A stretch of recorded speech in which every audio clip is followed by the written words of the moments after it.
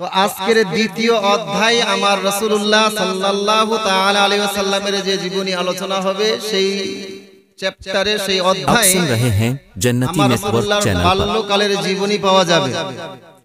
এই বাচ্চাদেরকে কিভাবে আপনি লালন পালন করবেন, বাচ্চাদের কিভাবে আপনি শিক্ষা দান করবেন, আপনি বাপ আপনি মা আপনি অভিভাবক হয়ে বাচ্চাদের কিভাবে শিখাবেন, এটা কারোর কাছে ধার করতে হবে না, কারোর দেখে শিখতে হবে না।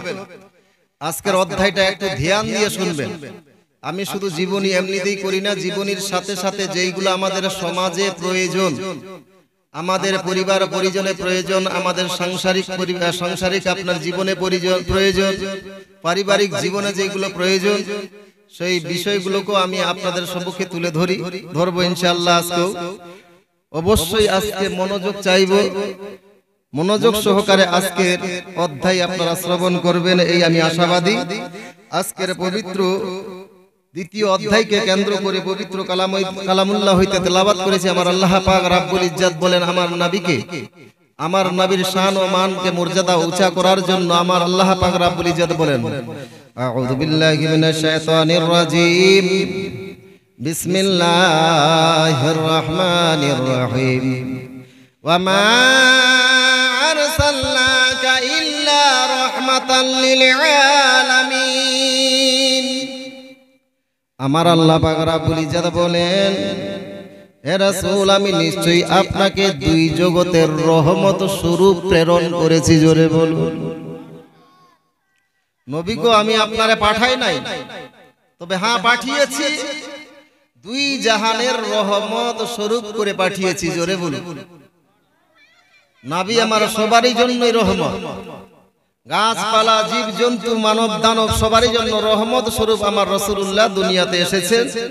আল্লাহ পাক রাব্বুল ইজ্জত মানব কল্যাণের জন্য, আমাদের ভালোর জন্য, আমাদেরকে সঠিক পথে নিয়ে আসার জন্য আমার রাসূলকে আমাদের মাঝে পাঠিয়েছে। এইবারে আসেন, গতকালকে যে আলোচনা ছেড়েছিলাম আপনাদের মনে আছে? কোথায় ছেড়েছিলাম? ওই বল, কইবি না? মনে নাই? কেমন করে শুনছো? আমার নবী পাক দুনিয়াতে এসেছিলেন, নবী পাকের জন্ম ঘটিয়ে তারপরে আপনাদের কাছ থেকে বিদায় নিয়েছিলেন। আমার রাসূলুল্লাহ দুনিয়াতে আসার পর কয়েকটা মহিলার দুগ্ধ পান করেছেন। যেমন আমার রাসূলুল্লাহ যেদিন আসলেন দুনিয়াতে, ওই টাইমে আরবের মধ্যে পানির অভাব, পানির খুব অভাব। তো পানির জন্য বহু দরখাস্ত করছে, কোথাও পানি পাওয়া যায় না। ওই টাইমে আমার রাসূলের দাদু আব্দুল মুত্তালিব, ইনি হলেন খানায়ে কাবার মুতাওয়াল্লি, খানায়ে কাবার মুতাওয়াল্লি। তো সবাই দলবদ্ধ হয়ে, আরবের সবাই দলবদ্ধ হয়ে আমার নবীর দাদু আব্দুল মুত্তালিবের কাছে এসে দরখাস্ত করছে, আব্দুল মুত্তালিব আপনি কেমন মুতাওয়াল্লি, আপনি কেমন নেতা, আমাদের দেশে পানির অভাব, আপনি পানি নিয়ে আসতে পারেন না, পানি নাই, পানির জন্য আমাদের ফসল মরে যাচ্ছে, পানির ব্যবস্থা করতে পারেন না। আপনারাই বলেন পানি বর্ষণ করার মালিক কে? পানি বর্ষণ করার মালিক কে? তো আপনার মক্কার সবাই কার কাছে এসেছে? খানায়ে কাবার মুতাওয়াল্লি হযরত আব্দুল মুত্তালিব।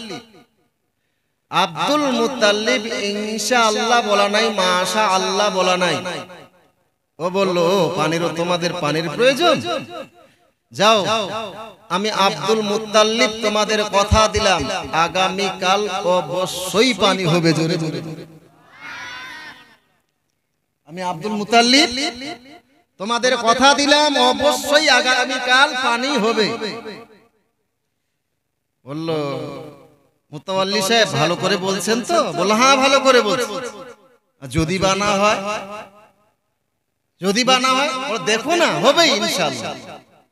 ভাইয়েরা আমার, পরের দিন পানি তো দূরের, আপনার পানি তো হবার দূরের কথা, আকাশের মধ্যে এক টুকরা মেঘও দেখতে পাওয়া যায় না। পানি তো দূরের কথা, আকাশে এক টুকরা মেঘ নাই। সবাই আরবের লোকেরা আব্দুল মুতাল্লিবের কাছে উপস্থিত।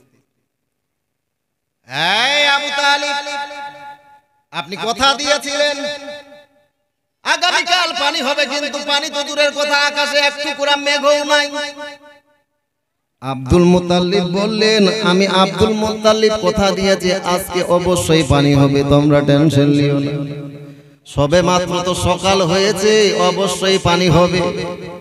ওই আবু তালিবের কথা, আপনার আব্দুল মুতাল্লিবের কথা শুনে আরবের লোকেরা, বড় বড় সর্দারেরা বলতে লাগলো, আব্দুল মুতাল্লিব, যদি আজকে পানি না হয় তাহলে আপনি কি করবেন? আব্দুল মুতাল্লিব বলতে লাগলো, রে হে মক্কার লোকেরা, তোমরা সঙ্গে একটা কাগজ নিয়ে আসবে, তোমরা সঙ্গে কাগজ নিয়ে আসবে। আমি খানায় কাবার মুতাওয়াল্লি, আমি আব্দুল মুতাল্লিব তোমাদেরকে কথা দিলাম, যদি বা পানি না হয় আমি আব্দুল মুতাল্লিব নিজের পদ থেকে পদত্যাগ করব। আমি আর খানায় কাবার মুতাওয়াল্লি হয়ে থাকব না, কাগজ কলম নিয়ে আসব। আবার কিছুক্ষণ অতিবাহিত হওয়ার পর দলবদ্ধ হয়ে সবাই এসেছে। বলল, আব্দুল মুতাল্লিব, এইবারে সময় হয়ে গিয়েছে, আপনি পদত্যাগ করেন। কই পানি তো নাই, পানি নাই, পদত্যাগ করেন, আপনার পদত্যাগ করেন। আব্দুল মুতাল্লিব বলল, এখনো সারা দিন পার হয় নাই, তোমরা একটু ধৈর্য ধারণ করো। আমি আব্দুল মুতাল্লিব কথা দিয়েছি অবশ্যই পানি হবে। তখন আবার সবাই বিদায় নিল, যেমনি ভাবে বিদায় নেওয়া হযরতে আব্দুল মুতাল্লিব, এইবারে যেই বাচ্চাগুলো, আপনার যেই ঘরে বাচ্চা হয় ওই ঘরগুলোকে আপনাদের ভাষায় কি বলে? আতুল ঘর বলে না? ওই আতুল ঘরে যে বলছে, বৌমা আমেনা, বেটি আমেনা, এক কাজ করো তেরে মা, তোমার বেটাকে আমারে দাও। আব্বা, সবে মাত্র এই নবজাতক শিশু আপনি কোলে নিয়ে কোথায় যাবেন? বলল, আব্বা এই মুহূর্তে আপনারে দেয়া যাবে না। হযরতে আব্দুল মুতাল্লিব বলতে লাগলো, ও বৌমা আমেনা, আজকে যদি তোমার সন্তান রে আমারে না দিয়েছে রে বৌমা, তাহলে আজকে এই কুরাইশ বংশের মান সম্মান থাকবে। জোরে বলো, আমার নবী কোন বংশের ছিলেন? কুরাইশ বংশের। আব্বা এরকম যখন বলছেন, আমার ছেলের না দিলে আপনার মান সম্মান থাকবে না, তাহলে নিয়ে যান। আমার নবীর দাদু আব্দুল মুত্তালিব কত চালাক, আমার ওই নবীকে কোলে নিয়ে মরুভূমির দিকে রওনা। মরুভূমির মধ্যে অত্যন্ত উত্তপ্ত তাপ, আসমানের আকাশের চন্দ্রে ওই বালিগুলো যেন আপনার ভাজা বালির মতো হয়ে গিয়েছে। আমার নবীর দাদু আব্দুল মুত্তালিব ওই মরুভূমির মধ্যে আমার রাসূলুল্লাহকে কোলে নিয়ে এইবারে আসমানের দিকে তাকাইয়া তাকাইয়া বলতে লাগলো, হে দুনিয়ার মালিক, আমি আবু তালিব, আমি আব্দুল মুত্তালিব আরবের মানুষকে কথা দিয়েছি যে আজকে অবশ্যই পানি হবে, কিন্তু আসমানে আপনার পানি তো দূরের কথা, এক টুকরা মেঘও হয় নাই। ইয়া আল্লাহ পাক পরওয়ারদিগারে আলাম, আমি আব্দুল মুত্তালিব, আমার কাছে কোনো পুঁজি নাই, তবে এই বাচ্চাটার সঙ্গে তোমার কি সম্পর্ক? তোমার কি সম্পর্ক রয়েছে আমি আব্দুল মুত্তালিব ভালো করে জানি। ইয়া আল্লাহ পাক পরওয়ারদিগারে আলাম, আজকে আমি আব্দুল মুত্তালিব এই আপনার কি বলে হাবিবকে আপনার দিকে আপনার তুলে ধরলাম, যতক্ষণ পর্যন্ত এই আরবের বুকে আপনি পানি না বর্ষণ করেছেন, আমি আপনার হাবিবকে আমার বাড়িতে নিয়ে যাব না। বুক থেকে আমার রাসূলুল্লাহ এই বুক থেকে কাপড়টাকে একটু সরিয়ে দিয়েছে, তো ডাইরেক্ট সূর্যের তাপ আমার রাসূলুল্লাহর বুকের উপরে পড়েছে। তো বাচ্চাদের উপরে একটু আপনার বুকের উপরে রোদের তাপ পড়লে বাচ্চারা এইভাবে গা মোচাড় দিয়ে ওঠে না, যেমনি ভাবে আমার রাসূলুল্লাহ এইভাবে ডান দিকে ওই রোদের তাপ বুকের উপরে পড়েছে, তো ডান দিকে মোচাড় দিতে শুরু করেছে, পশ্চিম দিক থেকে আসমান হড়মড় হড়মড় করে আওয়াজ করতে লেগেছে।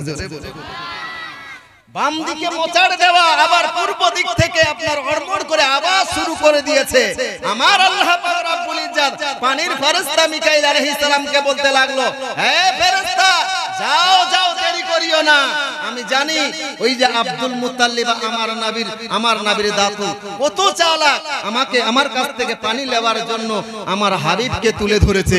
সুতরাং যাও যাও, যতক্ষণ পর্যন্ত আমার হাবিব ওই আতুর ঘরে পৌঁছাবে না ততক্ষণ পর্যন্ত ওই আরবের সরজমিনে পানি বর্ষণ করতেই থাকো। আমার রাসূলুল্লাহ দুনিয়াতে আসার পর কয়জন মহিলার দুগ্ধ পান করেছিলেন জানা আছে? কয়জন? বহুদিন ধরে আপনারা জীবনে শুনছেন। কয়জন মহিলা? আমার রাসূলুল্লাহ 4 জন মহিলার দুগ্ধ পান করেছিলেন। কয়জন আর বললাম? 4 জন। এট ফার্স্ট সর্বপ্রথম কার? আমার নবীর মা হযরতে আমেনা রাদিয়াল্লাহু তাআলা আনহা। আমেনা খাতুনের ইনার দুগ্ধ পান করেছেন সর্বপ্রথম। 2 নম্বরে আমার নবীর একজন চাচা যার নাম হলো আবু লাহাব। এই আবু লাহাবের একটা দাসী ছিল যার ওই কৃত দাসীর নাম হলো সুয়াইবিয়া। এই সুয়াইবিয়ার দুগ্ধ আমার রাসূলুল্লাহ পান করেছেন। ওই সুয়াইবিয়া কেন পান করিয়েছিলেন দুগ্ধ? আমার নবী যে দুনিয়াতে এসেছেন এই সংবাদটা আবু লাহাবের আপনার দাসী আবু লাহাবকে শুনিয়েছিল। যে আবু লাহাব জানো, বলল কি খবর? বলল তোমার ভাতিজা জন্ম লাভ করেছে। বলল কার? বলল তোমার আমেনা ভাবি আছে না, ওই তোমার আমেনা ভাবির পুত্র সন্তান হয়েছে। এই খুশিতে আমার নবীর চাচা আবু লাহাব আনন্দিত হয়ে এই তর্জনীর আঙ্গুল দিয়ে, শাহাদাতের আঙ্গুল দিয়ে ওই সুয়াইবিয়াকে বলল, হে সুয়াইবিয়া, এত সুন্দর তুমি আর আজকে আমারে সংবাদ শুনিয়েছো, যাও আমার ভাতিজার মহব্বতে আজ থেকে তোমাকে আমি আজাদ করে দিলাম। এই তর্জনীর আঙ্গুল দিয়ে ইশারা করার কারণে পরবর্তীতে কে দিল? দোকানদার। নারায়ে তাকবীর, নারায়ে রিসালাত। 1000 টাকার দাতা জোরে বলুন জিন্দাবাদ। কোন দোকানদার ভাই 1000 টাকা দান করেছে, এই দানের ওসিলায় তার বাড়ির বালা মুসিবত যেন দূর করে দেয়, এবং যেই হাত দিয়ে এই পয়সাটা দান করেছে ওই হাতে যেন কখনো অভাব অনটন না দেয়, ওই হাতটা ধন দৌলতে ভরাইয়া দেয়, এবং যিনারা আপনার খানদান থেকে ইন্তিকাল করে গিয়েছে এই দানের ওসিলায় তাদের কবরের আযাব মাফ করে দিয়ে আল্লাহ পাক রব্বুল ইজ্জত তাদেরকে যেন জান্নাতবাসী করে, সকলে বলুন আল্লাহুম্মা আমিন। পরক্ষণে হাত উঠিয়ে আবার দোয়া করব ইনশাআল্লাহ। এবার ওয়াজ শুনেন। তো ওই আবু লাহাব পরক্ষণে যখন ইন্তিকাল করে আমার নবীর আরেকজন চাচা যার নাম হলো হযরতে আব্বাস, এই আব্বাস স্বপ্নযোগে দেখেছিল। স্বপ্নযোগে দেখার পরে জিজ্ঞাসা করছে, ভাই আবু লাহাব কি খবর, কবরে কি অবস্থায় আছো? আবু লাহাব বলছে, ভাই কবরে বড্ড ভালো নাই। বললো কেন? বল সারা জীবন আমার ভাতিজার সঙ্গে বেয়াদবি করেছি, আর কবরে শান্তিতে থাকতে পারি? কবরে আযাব আর আযাব। তবে ভাই একটা দিন। বললে একটা দিন? বললো হ্যাঁ একটা দিন, সেটা হলো সোমবারের দিন। সোমবারের দিনে আমার এই তর্জনীর আঙ্গুল দিয়ে একটা মিষ্টি রস বার হয়। এই মিষ্টি আঙ্গুলটা মুখের মধ্যে যখন তর্জনীর আঙ্গুলটা মুখের মধ্যে দিই, ওই টাইমে আপনার সেই আঙ্গুলটাকে চুষতে চুষতে এক ধরনের রস আসে। এই রসটা পান করার পরে আমার উপর থেকে কিছুটা আযাব হালকা হয়ে যায়। জোরে বলে হযরতে আব্বাস বলেছিল, ভাইজান এই তর্জনীর আঙ্গুল দিয়ে এমন কি কাজ করেছিলে দুনিয়াতে, ভালো কাজ করেছিলে? বলল আমার তো মনে নাই, তবে হ্যাঁ একটা আমল আমার জীবনের একটা আমল আমার মনে আছে, যেই দিন আমার ভাতিজা মুহাম্মদ জন্ম লাভ করেছিল, সেই দিন খুশি হয়ে আমার দাসী সুয়াইবিয়াকে এই তর্জনীর আঙ্গুল দিয়ে আমি আজাদ করে দিয়েছিলাম, যার ফলে আমার আল্লাহ পাক রব্বুল ইজ্জত মনে হয় ওই খুশি করার কারণে আল্লাহ এই আঙ্গুলের দ্বারাই আমাকে মিষ্টি স্বাদ, আপনার মিষ্টি রস দান করে। জোরে বলুন। এই সুয়াইবিয়া 2 নম্বরে, 3 নম্বরে আরেকজন মহিলা দুগ্ধ পান করিয়েছে। সেই মেয়েটাকে আমার নবীর আব্বা আব্দুল্লাহ, এই আব্দুল্লাহর একটা কৃতদাসী ছিল যার নাম হলো উম্মে আইমান। এই উম্মে আইমানও আমার নবীকে দুগ্ধ পান করিয়েছেন।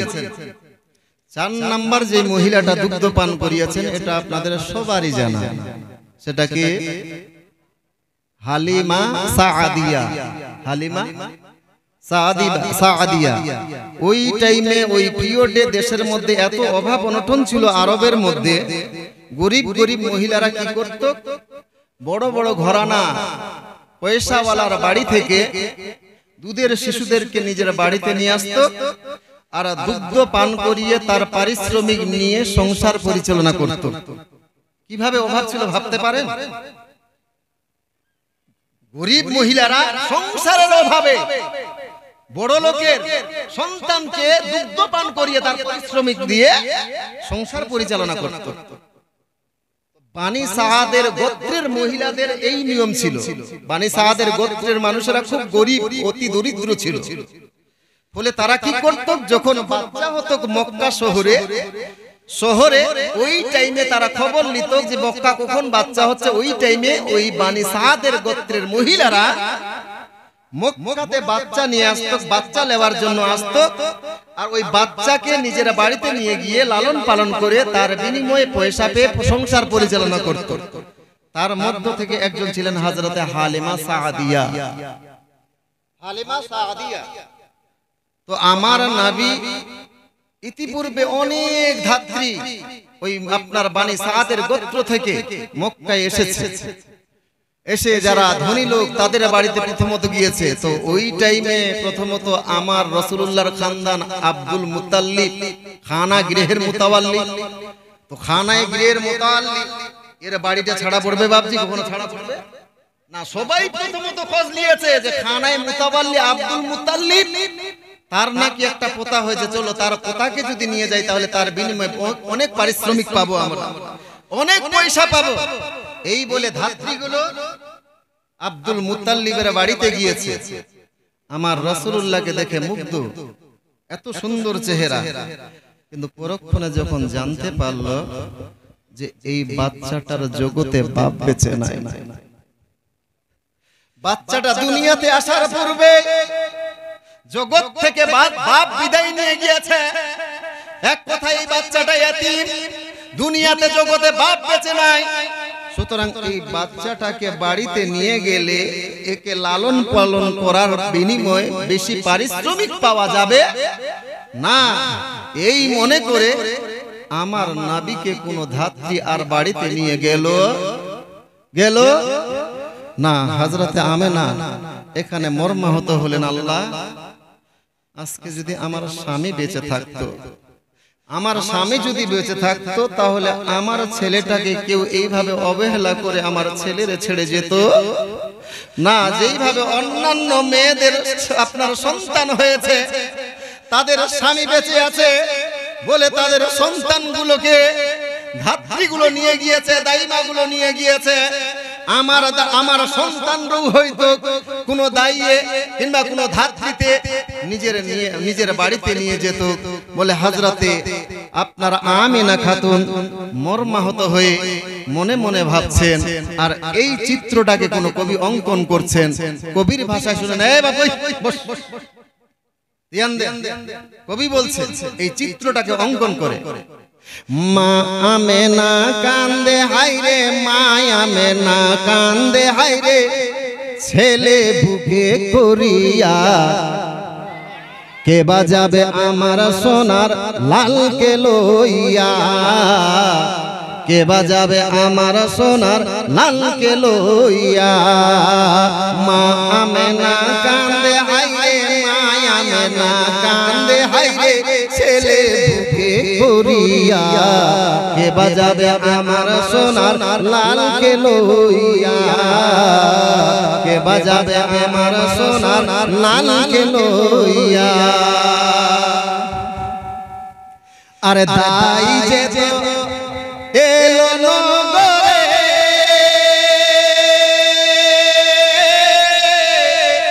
শিশু মুস্তাফাকে তুলে আদর করে হায় আদর করে আরে দাই যত এলো নগরে শিশু মুস্তাফাকে তুলে আদর করে হায় আদর করে বলে আমার ফিরিয়ে দিলে বলে আমার ফিরিয়ে দিলে গরিবিয়ে দিন বলিয়া কে বাজাবে আমার সোনার লালকে লইয়া কে বাজাবে আমার সোনার লালকে লইয়া মা আমেনা কান্দে হায়রে মা আমেনা কান্দে হায়রে ছেলে বুকে করিয়া কে বাজাবে আমার সোনার লালকে লইয়া কে বাজাবে আমার সোনার লালকে লইয়া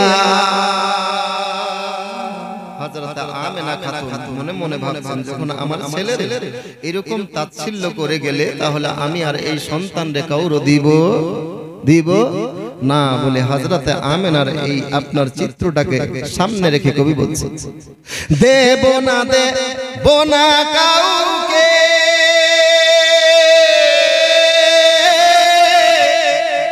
লালন পালন করব আমি নিজের কাছে হায় রে নিজের কাছে আর দেব না কাউকে লালন পালন করব আমি নিজের কাছে হায় রে নিজের কাছে মা আমেনার দিল বলে মায়া আমেনার দিল বলে দেখবো পরাণ ভরিয়া কে বাজাবে আমার সোনার লালকে লইয়া কে বাজাবে আমার সোনার লালকে লইয়া মা আমেনা কান্দে হায়রে মায়া আমেনা কান্দে হায়রে ছেলে বুকে করিয়া কে বাজাবে আমার সোনার লালকে লইয়া কে বাজাবে আমার সোনার লালকে লইয়া আল্লাহুম্মা সাল্লি আলা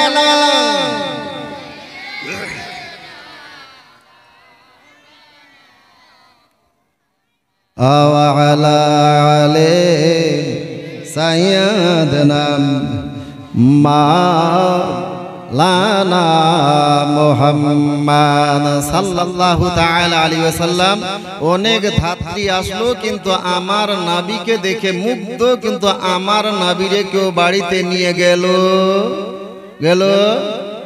না আর আমার রাসূলুল্লাহ কোন ধাত্রীর দিকে চক্ষুদয় খুলে তাকালেন না জোরে বলুন আমার নবীও কোন ধাত্রী কোন দাইমার দিকে তাকান নাই ওই দিকে স্বপ্ন হয়ে গিয়েছে হালিমা সাদিয়াকে স্বপ্ন যোগে দেখানো হয়েছে হালিমা তোমার বাড়িতে অভাব লেগে আছে যাও মক্কায় একটা বাচ্চার আবির্ভাব ঘটেছে হালিমা সেই সন্তানরে যদি তুমি বাড়িতে নিয়ে আসতে পারো তোমার সোনাই সোহাগা তোমার কপাল ধন্য হয়ে যাবে তোমার বাড়ির অভাব অনটন দূর হয়ে যাবে জোরে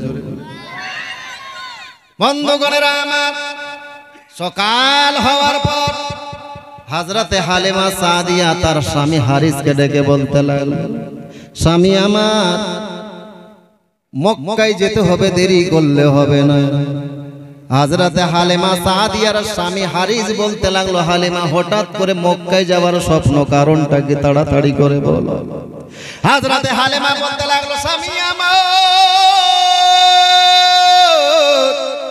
আমার বাড়িতে একটার পর একটা অভাব লেগে আছে বাড়ির মধ্যে অভাব অনটন ছুটে না সুতরাং এক কাজ করুন, চলেন ওই মক্কাতে যাব। ওই মক্কাতে কোনো আপনারা মায়ের সন্তানকে নিয়ে এসে নিজের বাড়িতে লালন পালন করব। সেই সন্তানদের নিয়ে এসে আমার বাড়ির অভাব অনটন দূর হয়ে যাবে। হযরতে হালিমা সাদিয়া যেমনি ভাবে এই কথা বলা, হারিস মুস্কি মেরে হাসতে লেগেছে। জোরে বলুন। স্বামী মুস্কি মেরে হাসছে, হালিমা সাদিয়া স্বামীর মুখের দিকে তাকিয়ে, স্বামী হাসছেন মানে আমি কি খারাপ কথা কইলাম? আপনাকে কি মনে হচ্ছে আমি মজাক করছি আপনার সঙ্গে? হালিমা মজাক নয় তো কি, আমি কি ভাববো? হালিমা একবার নিজের শরীরটার দিকে তাকিয়েছে, তোমার দেহটার দিকে তাকিয়েছে। বলল কেন, আমার দেহের মধ্যে কি আছে? বলল জীর্ণ শীর্ণ শরীর, শুকনা কাঠের মতো দেহ। তোমার এই শরীর দেখে তোমাকে কোন মায়ে তোমারে বাচ্চা দিবে? তোমারে তো কেউ বাচ্চা দিবে না। কোন মা তোমাকে দুগ্ধ পান করবার জন্য তার বাচ্চা ছেড়ে দিতে পারে না। সুতরাং হালিমা সাদিয়া যে লাভ নাই। ভাইয়েরা আমার, ও পর্দার আড়ালের মা, হযরতে হালিমা সাদিয়া এইবারে স্বামীরে জিদ করে বলতে লাগলো, স্বামী আপনার টেনশন নিতে হবে না। আমার ভাগ্যে যদি কোনো সন্তান থাকে তাহলে পৃথিবীর কোনো মহিলা আমার ভাগ্যটাকে চিনতে পারবে না, আমার কাছ থেকে কেউ বাচ্চাটা নিতে পারবে না। মা, স্বামীরে বানাতে গেলে আপনার স্ত্রীরে বেশি কথা বলার প্রয়োজন পড়ে না। আপনারা শালীন ভাবে কয়েকটা কথা বলে হযরতে হালিমা সাদিয়া তার স্বামীরে আপনার রাজি করে নিয়েছেন। এইবারে স্বামী আর স্ত্রী একটা উট, দুর্বল উটকে সাওয়ার করে আপনার সেই উটনির উপরে সাওয়ার হই হযরতে হালিমা সাদিয়া এবং স্বামী হারিস দুইজনাই আপনার উটের উপরে সাওয়ার হয়ে মক্কার দিকে রওনা। হে নবীর উম্মতের হযরতে হালিমা সাদিয়া যেই উটের উপরে চড়ে আছে সেই উটটা বাবা খুব দুর্বল। হযরতে হালিমা সাদিয়া কিছুটা পথ ওই উটের উপরে যায়, আর কিছুটা পথ যাওয়ার পরে আবার যেন উটটা বসে যায়। এত দুর্বল উট নিয়ে আবার কোন রকম হারিস আপনার উটকে দাঁড় করায়। আবার কিছুটা পথ ওই উটের উপরে স্বামী স্ত্রী সাওয়ার হয়ে আবার মক্কার দিকে রওনা হয়। কিছুটা পথ যাবার পরে আবার উটটা যেন বসে যায়। এইভাবে কিছুটা পথ যায় আর বসে যায়, যায় আর বসে যায়। হারিস বলতে লাগলো, হালিমা আর মক্কায় যে কোনো লাভ হবে না। আমাদের পরে যারা বার হয়েছিল মনে হয় এতক্ষণে মক্কায় গিয়ে তারা বাচ্চা নিয়ে আসছে। জোরে বলুন।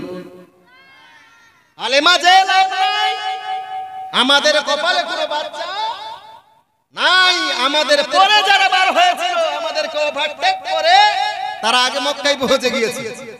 মক্কা যে ফালতু লাভ হবে না, বাচ্চা পাওয়া যাবে না। হযরতে হালিমা সাদিয়া জিদ যাবে, মহিলাদের জিদের সামনে পুরুষ পাবে, পাবেন বাপজি? কোনদিন পেয়েছিলেন চাচির কাছে? পাবে। যখন যেটা চাই লাগবে তো লাগবে, খুলি দিতে হবে, দেরি করা যাবে না। হযরতে হালিমা সাদিয়া এইবারে রাজি করে আবার হারিসকে নিয়ে রওনা। হযরতে হালিমা সাদিয়া এইবারে যারে বাড়িতে যান তারাই বলতে লাগছে, বুবু হালিমা একটু আগে যদি আসতে তাহলে আমার বাচ্চাটা তোমারে দিয়ে দিতাম। তুমি আসার পূর্বেই একটা দাই আমার সন্তানকে নিয়ে চলে গিয়েছে।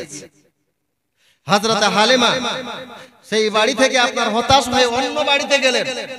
ওই বাড়ির মালিকিন বলতে লাগলো, হালিমা তোমার আসতে দেরি হয়েছে, তুমি যদি একটু যোগে ভাগে আমার বাড়িতে আসতে তাহলে আমার বাচ্চাটাকে হয়তো তুমি পেয়ে যেতে, কিন্তু একটু দেরি করার কারণে তুমি আসার পূর্বে একটি ধাত্রী আমার বাড়ি থেকে আমার বাচ্চা নিয়ে চলে গিয়েছে।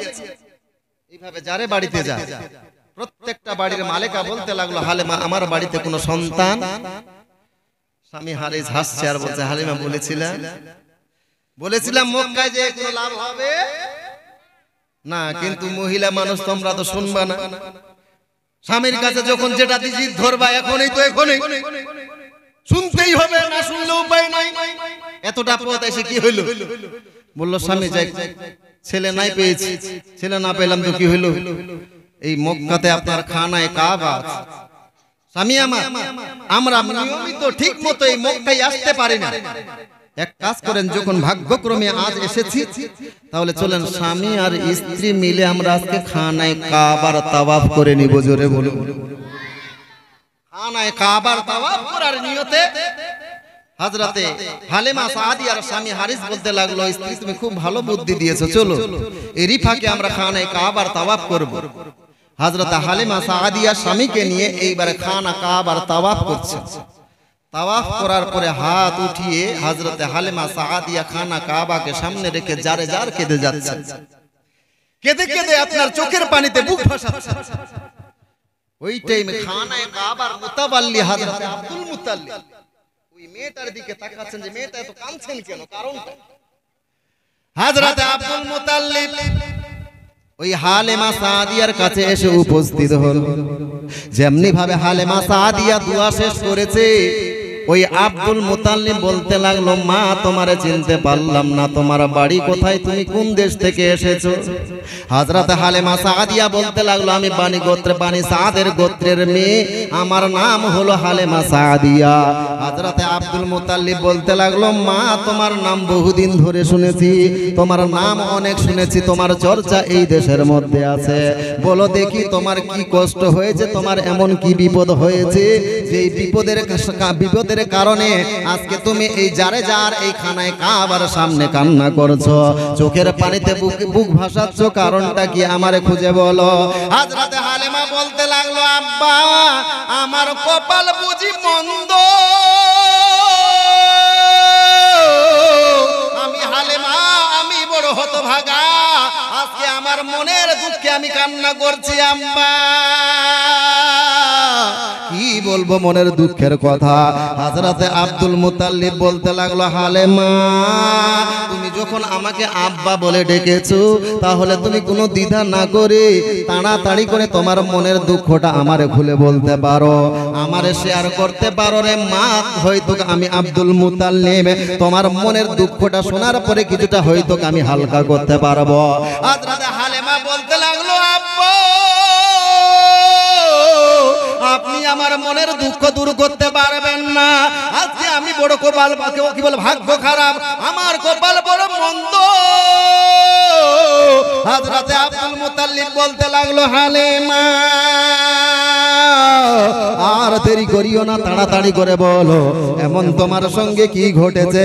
হযরতে হালিমা এইবার চোখের পানিগুলোকে মুছে মুছে বলতে লাগলো, আব্বা আজকে আমার বাড়িতে একটার পরে একটা অভাব লেগে আছে, বলে আজকে আপনাদের দেশে এসেছিলাম যে আপনার দেশে এসে কোনো মহিলার সন্তানকে আমার বাড়িতে নিয়ে যাব, আর সেই সন্তানকে আমি লালন পালন করব, তারে দুগ্ধ পান করাবো, ওই দুগ্ধ পান করার বিনিময়ে আমি কিছু পারিশ্রমিক পাবো, যেই পারিশ্রমিক দিয়ে আমার সংসার পরিচালনা করব। কিন্তু আমার কপাল মন্দ,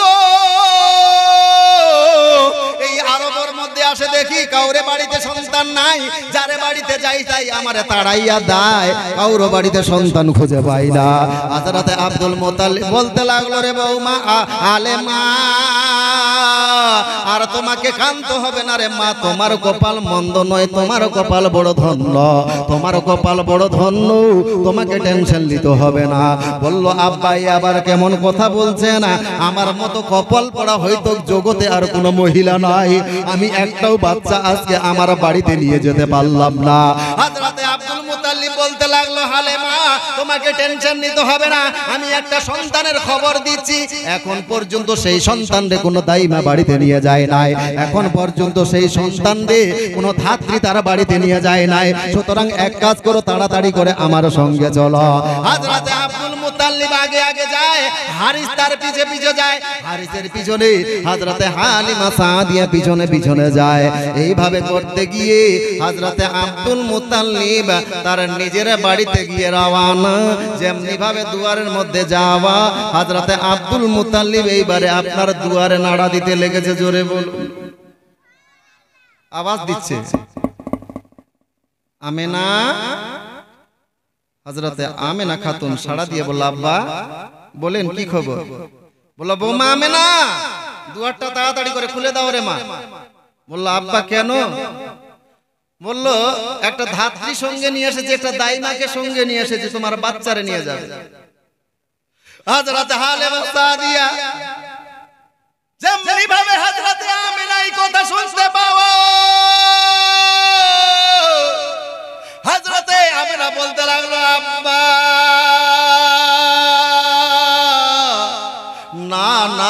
ওই দাইমারে আমার বাড়িতে হাত ঢুকতে দিব না। আমার দাইমারে প্রয়োজন নাই, কোনো দাইমারে আমার বাড়িতে প্রবেশ করতে দেওয়া যাবে না। হযরতে হালেমা সাদিয়া পিছন থেকে আওয়াজ দিয়ে বলতে লাগলো, বুবু আমেনা কি কারণে আপনি দুয়ার খুলবেন না? হযরতে আমেনা বলতে লাগলো, আব্বা ইতিপূর্বে অনেক দাইমা আমার সন্তানকে কোলে নিয়ে আদর করেছে, কিন্তু যখন জানতে পেরেছে এই সন্তানের জগতে বাপ বেঁচে নাই, এই সন্তানের বাপ দুনিয়া থেকে বিদায় নিয়ে গিয়েছে, ওই কোলের সন্তান আমারে কোলে ফিরাইয়া দিয়েছে, ফলে আমি এই দাইমারে আর সন্তান দেখাতে পারবো না। এই সন্তান, এই দাইমাও আমার সন্তানকে দেখে যখন জানতে পারবে এই সন্তানের বাপ জগতে বেঁচে নাই, আবার আমার কোলে ফিরাইয়া দিবে, যার জন্য আমি না সেই দাইমারে আর সন্তান দিতে পারবো না। হযরতে হালেমা বলতে লাগলো, বুবু আমেনা এর আগে কোন দাইমা তোমার কোলে সন্তান ফিরাইয়া দিয়েছে তার খবর আমি জানি না, তবে আমি হালেমা সাদিয়া তোমারে কথা দিলাম, আমি তোমার সন্তানকে বাড়ি নিয়ে যাওয়া পর্যন্ত আমি তোমার বাড়ি থেকে যাব না। হযরতে হালেমা সাদিয়ার এই কথা শুনে তাড়াহুড়া করে হযরত আমেনা খাতুন দুয়ারটা খুলে দিয়েছে। যেমনি ভাবে দুয়ারটা খুলে দেওয়া, এইবারে হালেমা সাদিয়া যেমনি ভাবে আমার নবীকে কোলে নিয়েছে, এতক্ষণে যতগুলো দাইমা আপনার কোলে নিয়েছে আমার নবীকে, আমার নবী কারোর দিকে তাকান নাই, কারোর দিকে তাকান নাই, কিন্তু হালেমা সাদিয়া যেমনি ভাবে কোলে নেওয়া, আমার রাসূলুল্লাহ ওই হালেমার দিকে তাকিয়ে মুস্কি মেরে হেসে দিয়েছেন। তার মানে আমার নবীও চাচ্ছিলেন যে, হে হালেমা তুমি যতক্ষণ পর্যন্ত আমার বাড়িতে এসে আমি মুহাম্মদ আমাকে কোলে না নিয়েছো, আমি ততক্ষণ পর্যন্ত কোনো দাইমার দিকে তাকাবো না। হালেমা আমি তোমার বাড়ি ছাড়া কারো বাড়িতে যাব না। মানে আমার নবীও হালেমা ছাড়া অন্য কোনো দায়কে গ্রহণ করেন নাই। আমার নবীও চাচ্ছিলেন যে আমি হালেমা সাদিয়ার বাড়িতেই থাকবো। লম্বা ঘটনা বাবজি সংকেত করছে। এইবারে হালেমা সাদিয়া ওই দুর্বল উটনিকে নিয়ে আমার নবীকে নিয়ে নিজের বাড়ির দিকে রওনা। কিন্তু ওই দুর্বল উটনি যে আসার পথে একবার বসছে, আবার উঠছে, আবার বসছে, কিছুটা পথ যাচ্ছে আবার বসে যাচ্ছে। এই দুর্বল উটনির উপরে যেমনি ভাবে আমার নবীকে নেওয়া, এইবারে উটটা বিদ্যুতের গতিতে ছুটতে লেগেছে। জোরে বলে, বিদ্যুতের গতিতে যেতে লেগেছে। হালেমা সাদিয়া দেখে অবাক, হারিস দেখে অবাক। যারা আগে থেকে আপনার মক্কা এসেছিল, হালেমার আগে যারা এসেছিল, হযরতে হালেমার ওই আপনার যাত্রীগুলোকে তাদেরকে ওভারটেক করে করে আগের দিকে চলে যাচ্ছে। জোরে বলে, যেমনি ভাবে আমার নবীকে নেওয়া, হযরতে হালেমা সাদিয়ার উটনি তাজা হয়ে গিয়েছে। জোরে বলে, এই চিত্রটাকে অঙ্কন করেছেন কোন নবী, কোন কবি বলছে, হালে নবীকে নিয়ে চলে ছুটে ছুটে সওয়ারি, পথে যেতে যেতে হালিমার বুক হয়ে ভারী। নবীকে নিয়ে চলে ছুটে ছুটে সওয়ারি, পথে যেতে যেতে হালিমার বুক হয়ে ভারী। সেই পথে ছিল যত যাত্রী সওয়ারি, সবাইকে পিছনে ফেলে উঠ যায় তাড়াতাড়ি। সেই পথে ছিল যত যাত্রী সওয়ারি, সবাইকে পিছনে ফেলে উঠ যায় তাড়াতাড়ি।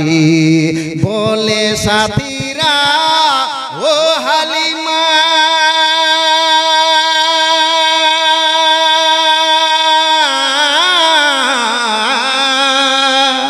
বলে সাথীরা ও হালিমা নতুন উট নিলে নাকি, বলে সাথীরা ও হালিমা নতুন উট নিলে নাকি। হালিমা বলে এই উটনি ছুটেছে খোদার কুদরতি, হালিমা বলে এই উটনি ছুটেছে খোদার কুদরতি।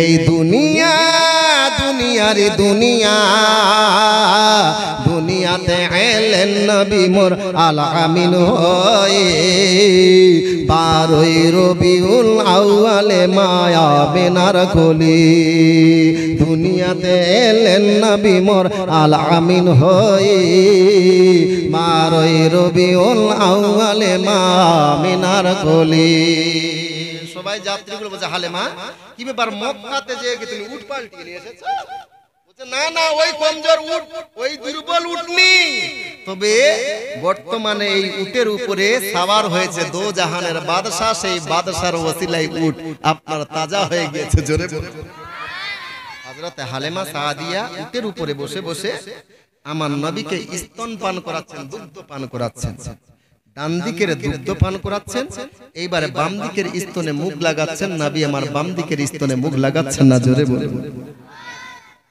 এইবারে বলছেন নবীকে কোলে নিয়ে হালিমা দে বুকের দুধ বাম দিকের স্তনে নবী না লাগায়ে মুখ জোরে নবীকে কোলে নিয়ে হালিমা দে বুকের দুধ বাম দিকের স্তনে নবী না লাগায়ে মুখ বারে বারে হালিমা দেখেন যখন এ রূপ কেন বাছা মোর খাচ্ছে না খো বুকের দুটি দুধ ওগো চিন্তা করে মাই হালিমা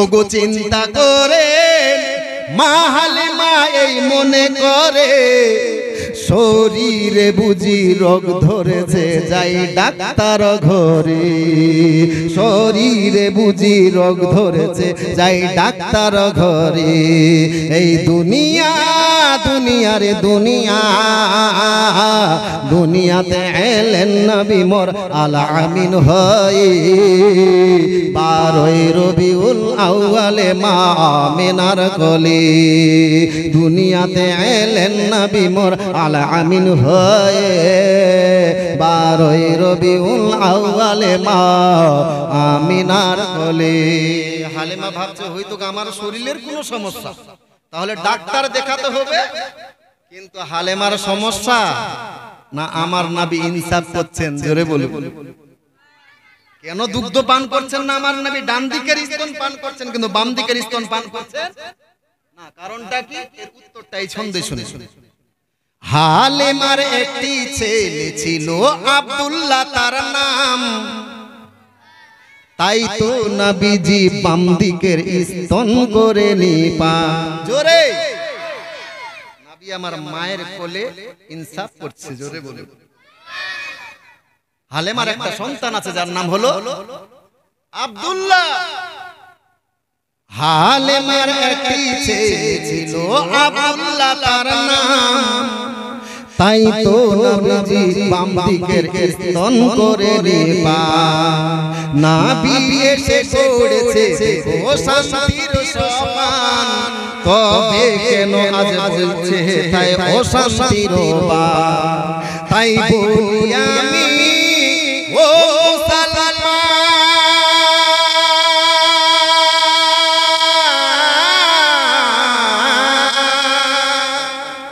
তাই বলি আমি ও সালমান শুনো দিয়া মন তাই বলি আমি ও সালমান শুনো দিয়া মন নবীর আদর্শ মেনে চলো হইবে খুশির বান নবীর আদর্শ মেনে চলো হইবে খুশির বান এই দুনিয়া দুনিয়ার দুনিয়া দুনিয়াতে এলেন নবী মোর আল আমিন হয়ে 12ই রবিউল আউয়ালে মা আমিনার কোলে দুনিয়াতে এলেন নবী মোর আল আমিন হয়ে 12ই রবিউল আউয়ালে মা আমিনার কোলে আমার নবী কেবল মাত্র আমার হালেমা সাদিয়ার ডান দিকের স্তন পান করেছে না? ভুল করো, আমার নবী বাম দিকের স্তন পান করেন নাই। আমার নবী মায়ের কোলে ইনসাম করছেন দুগ্ধ ভাই, যেহেতু তুমি আমার দুগ্ধ ভাই, আমি ডান দিকের স্তন পান করব, এই ডান দিকের আপনার স্তন আমি পান করব, আর বাম দিকের স্তনটা তোমার জন্য রিজার্ভেশন, ওই বাম দিকের স্তন তুমি পান করবে। আমি দুগ্ধ ভাই তোমার মোহাম্মদ, আমি তোমার হকের খাবার ওই বাম দিকের স্তন পান করব না। নবী আমার মায়ের কোলে ইনসাফ করছে, দুগ্ধ ভাইয়ের জন্য বাম দিকের স্তন ছেড়ে দিয়েছে। হযরতে হালিমা সাদিয়া আমার নবীকে নিয়ে যেমন ভাবে বাড়িতে পৌঁছা, হযরতে হালিমা সাদিয়া বলেন যে অল্প সময়ের মধ্যে আমার বাড়ির অভাব অনটন সব দূর হয়ে গিয়েছে। জোরে বলুন। হযরতে হালিমা সাদিয়ার বাড়িতে মেষ ছাগলের এত ভিড়, এত বরকত ছাগল মেষের মধ্যে, যে হযরতে হালিমা সাদিয়ার বাড়িতে আর মেষ ছাগল রাখার জায়গা নাই। জোরে বলুন। বাড়ির বাইরে মেষ ছাগল রাখতে হচ্ছে। আমার নবী আসার সাথে সাথেই হযরতে হালিমা সাদিয়ার বাড়িতে আসমান থেকে পানি বর্ষণ হওয়ার মতো বরকত নাজিল হতে লেগেছে। এইবারে আমার মা বোনদের একটু বলতে চাই, আমার রাসূলুল্লাহ হযরতে হালিমা সাদিয়ার সামনে আপনার দুগ্ধ পান করেছেন মা। হযরতে হালিমা সাদিয়া কখনো বেপরদার সহিত আমার নবীকে দুগ্ধ পান করা নাই, কখনো দুগ্ধ পান করার নাই।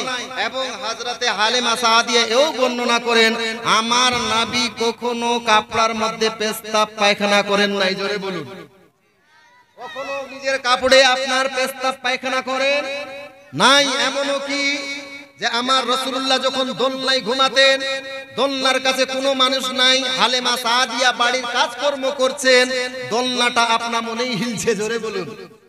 হযরতে হালিমা আরো বর্ণনা করেন যে আমি দেখেছি যখনই আমার ওই কুরাইশি ছেলে আব্দুল্লাহর ছেলে মুহাম্মদ দোলনার উপরে ঘুমিয়ে আছে আর কান্না দিয়েছে, যখন এই কান্না আমার কানে এসেছে আমি বুঝতে পেরেছি আমার সেই আব্দুল্লাহর ছেলে মুহাম্মদের কাপড় হাঁটুর উপরে চড়ে গিয়েছে বলে কান্না শুরু করেছে। আমি হালিমা সাদিয়া বাড়ির সমস্ত কাম ছেড়ে দিয়ে সেই দোলনার কাছে এসে দেখি আমার রাসূলুল্লাহর কাপড় হাঁটুর উপরে চড়ে গিয়েছে। অর্থাৎ রাসূলুল্লাহর হাঁটুর উপরে কাপড় চড়ে গেলে আমার রাসূলুল্লাহ কান্না করত।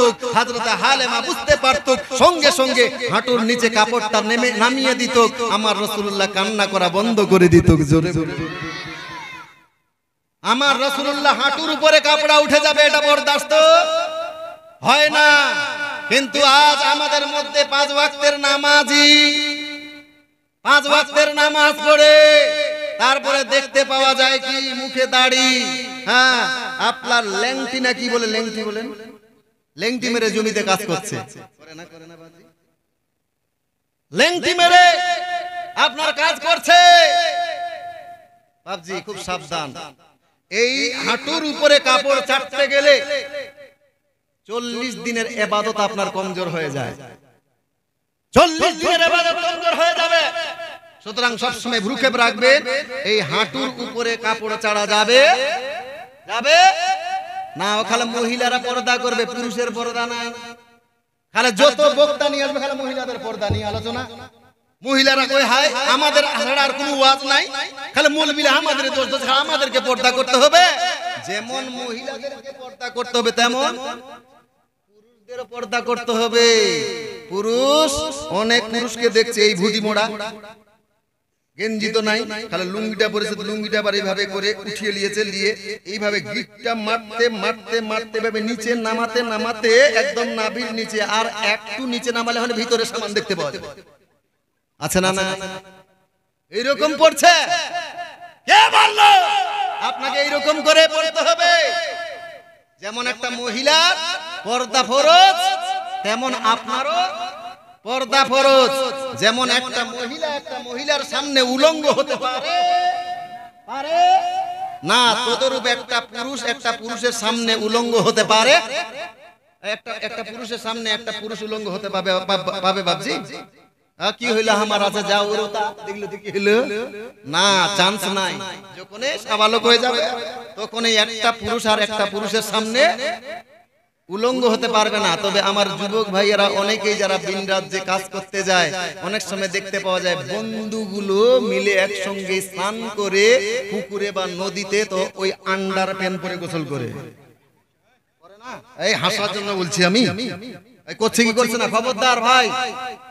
হাঁটুর উপরে যেমন একটা মহিলাকে সর্বাঙ্গ ঢাকিয়ে রাখা হলো ফরজ, তদরূপ একটা পুরুষকে এই নাভি থেকে নিয়ে এই হাঁটু পর্যন্ত, নাভি থেকে নিয়ে এই হাঁটু পর্যন্ত মহিলা তো মহিলা একটা পুরুষের সামনেও খুলতে পারে আরে না। কিন্তু আজকের যুবক, ওরে বাপ কইয়েন না, এমন এমন ড্রেস বানাইছে। কিছুদিন আগে একটা বহরমপুরের প্রোগ্রামে যাইলাম, তো দেখছি আমার পার্শ্বে দুইটা মেয়ে আপনার বসে আছে, বসে নাই ওরাও দাঁড়িয়ে আছে, তো তার সামনে একটা ছেলে আছে বুঝলেন। তো ছেলেটা আপনার ওই উপরে যে এটা ধরতে হয় না, ওটা ধরেছে, তো এইরকম করে ধরেছে, তো এই গেঞ্জিটা যেটা পড়ে আছে গেঞ্জিটা এইভাবে ছেড়ে গিয়েছে। মেয়েগুলো খিটখিট করে হাসছে পিছন থেকে। আমি বলছি কি ব্যাপার, আমি মৌলভী সাহেব আমাকে দেখে ওই তো হাসছে, কিন্তু পরক্ষণে বুঝতে পারলাম আমার দিকে দেখে নয়। কেন হাসছে? ওই ছেলেটা যখন এইরকম করে উঠিয়েছে, তো গেঞ্জিটা ছেড়ে গেছে, তো পিছন থেকে এই বোমগুলো দেখতে পাওয়া যাচ্ছে। এইগুলো একদম অর্ধেক দেখা যাচ্ছে। ও দেখতে পেয়েছে বম, বম দেখে খিটখিট করে হাসতে লেগেছে। আর আমি ফের কার দিকে, ওই মেয়েগুলো ওর তো দেখে দেখে হাসছি, তার সাথে সাথে ওই মেয়েগুলোর দিকেও দেখে হাসছি। কারণ ওই মেয়েগুলো যে হাত উঠিয়েছে কিনা, তো ওদের বগল কাটা। যেরকম ও বেহায়া এও হলো বেহায়া, যেরকম ও বেলাজা এও হলো বেলাজি, বেহায়ার সঙ্গে বেলাজা মিলে গিয়েছে। সুতরাং একটা পুরুষকেও এইভাবে পর্দা করতে হবে। এই নাভি থেকে আপনার কি বলে হাঁটু থেকে নাভি পর্যন্ত, এটা কারোর কাছ থেকে পুরুষের সামনে খুলতে পারবে পারবে না। রাগ করিয়েন না ভাইজি মা। আর এর সাথে সাথে আপনারও বলবো, আপনার বাচ্চাকে কিভাবে লালন পালন করবেন আমার নবী শিখিয়ে গিয়েছেন। হযরত হালিমা সাদিয়া আমার নবীকে দুগ্ধ পান করিয়েছিলেন কত বছর? 2 বছর। কয় বছর? 2 বছর। 2 বছরের বেশি আপনার ছেলেকে আপনি দুগ্ধ পান করাতে পারেন না। 2 বছরের বেশি আপনার বাচ্চাকে দুগ্ধ পান করাতে পারবেন না। কিন্তু অনেক মহিলা আবার ফতুয়া দিবে, না ছেলেদেরকে 2.5 বছর আর মেয়েদেরকে 2 বছর। কেউ বলবে আবার মেয়েদেরকে 2 বছর, ছেলে কি বলে মেয়েদেরকে 2.5 বছর, ছেলেদেরকে 2 বছর। না মা, এটা আপনার বানানো ফতুয়া। ছেলে হোক চাই মেয়ে হোক, 2 বছরে 2 বছরের বেশি আপনার বাচ্চারে দুগ্ধ পান করাতে পারবে না। কিন্তু কিছু কিছু মহিলা এমন হয়ে গেছে যে ছেলে দাঁড়িয়ে দাঁড়িয়ে দুগ্ধ পান করছে মায়ের, আছে না? 5 বছর 6 বছর 3 বছর 4 বছরের বাচ্চাকে দুগ্ধ পান করাচ্ছে। হাজি কেন পান করাচ্ছেন? এখনো ছাড়াইতে পারেন না, ছাড়াইতে পারেন না। কিন্তু কইয়েন না মৌলভী সাহেব ছাড়ে না, ছাড়ে না। হাজি ছাড়লেন না তো মাধ্যমিক পাস করতে গেল, যখন মাধ্যমিক পরীক্ষা দিতে গেল তখন তো ভাত খেয়ে গেল, তখন তো মায়ের দুধ খেয়ে যায় না। ব্যাপারটা কি তখন কি করে ছাড়লো? কি করে ছাড়লো? তার মানে আপনি যখন চেষ্টা করতে হবে তখন চেষ্টা করেন নাই। মা যখন আপনার বাচ্চার বয়স 1.5 বছর বয়স, আমার রাসূলুল্লাহ বলেন 1.5 বছর বয়সে আপনাকে চেষ্টা করতে হবে আপনার বাচ্চাটাকে দুগ্ধ ছড়াবার চেষ্টা করতে হবে। 1.5 বছর থেকে 6 মাস আর আপনাকে এক্সট্রা সময় দেওয়া গিয়েছে।